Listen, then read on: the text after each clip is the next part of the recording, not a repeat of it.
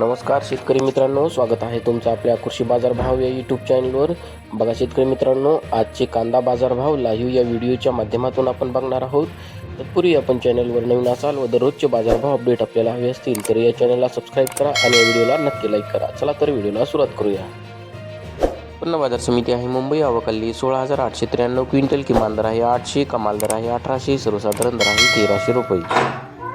यापुढील कृषी उत्पन्न बाजार समिती आहे सोलापूर. आवकाली 53,437 क्विंटल, किमान दर आहे 100, कमाल दर आहे 2200, सर्वसाधारण दर आहे 800 रुपये.